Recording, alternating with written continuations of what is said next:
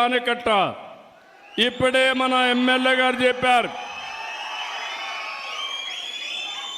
మాటలు చెప్పి 5 సంవత్సరాలు ఒక తట్ట మట్టి కూడా వేయలా. నేను హామీ ఇస్తున్నా, రాజోలి బండ ఆనకట్ట డెవలప్ చేసి 90,000 ఎకరాలకు నీళ్లు ఇచ్చి నీటి ఎద్దడి లేకుండా చేసే బాధ్యత ఈ ప్రభుత్వం తీసుకుంటాం. ఇంకో పక్కన ఇక్కడికి వచ్చినప్పుడు మీరు చూస్తే నాకు ప్రాణ సమానమైన తెలుగుదేశం పార్టీ కుటుంబ సభ్యులందరూ ఇక్కడున్నారు. చాలా హుషారుగా ఉన్నారు మీరు. ఇంకా స్పీడ్ పెంచాలి. ఎన్టీ రామారావు స్పిరిట్ మీద రావాలి. మొన్న ఎన్నికల్లో మీరు చూశారు, ఒక చరిత్ర సృష్టించాం. తెలుగుదేశం పార్టీ పెట్టినప్పటి నుంచి ఎప్పుడు రాని విజయం వచ్చింది. 93% సీట్లు మనమే గెలిచాం. మనం తీసుకున్న నిర్ణయం మీరు చూస్తే జనసేన, బీజేపీ, తెలుగుదేశం కలిసి పోటీ చేశాం. తమ్ముళ్ళు, నేను చాలాసార్లు చూశాను, కానీ ఇటీవల కాలంలో గెలవని కడప పాత జిల్లాలో 10కి 7 గెలిచాం. ప్రస్తుతం ఈ కడప పార్లమెంట్లో 7కి 5 గెలిచాం. ఇంకొంచెం కష్టపడుంటే పార్లమెంట్ కూడా గెలిచేవాళ్ళం. ఆ 2 సీట్లు కూడా గెలిచేవాళ్ళం. ఇప్పుడు చెప్తున్నా మీ అందరికీ, 5 ఏళ్ళలో ఏం జరిగిందో చూశారు.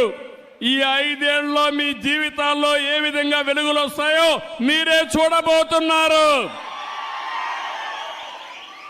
ఆ తర్వాత 7కు 7 గెలిపించాలి, 10కి 10 గెలవాలి, పార్లమెంట్లు కూడా గెలవాలి. అప్పుడే అభివృద్ధి సాధ్యం. మీరు ఒక విషయం గుర్తుపెట్టుకోవాలి, ఈరోజు కేంద్రంలో ఎన్డీఏ పాలన ఉంది, రాష్ట్రంలో ఎన్డీఏ పాలన ఉంది. ఎన్నికల ముందు ఈ విధంగా నవ్వుతూ మాట్లాడిన సందర్భమే లేదు.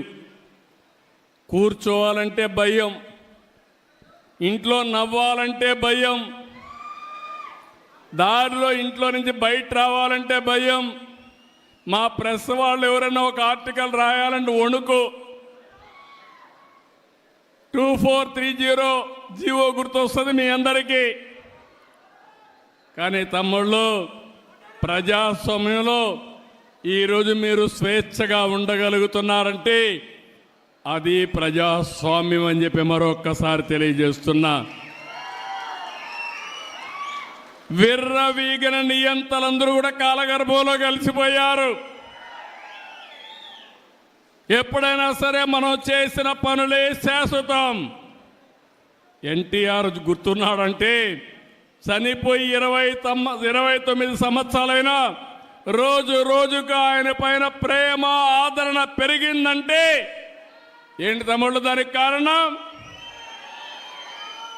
మనం చేసిన పనులు అవునా కాదా?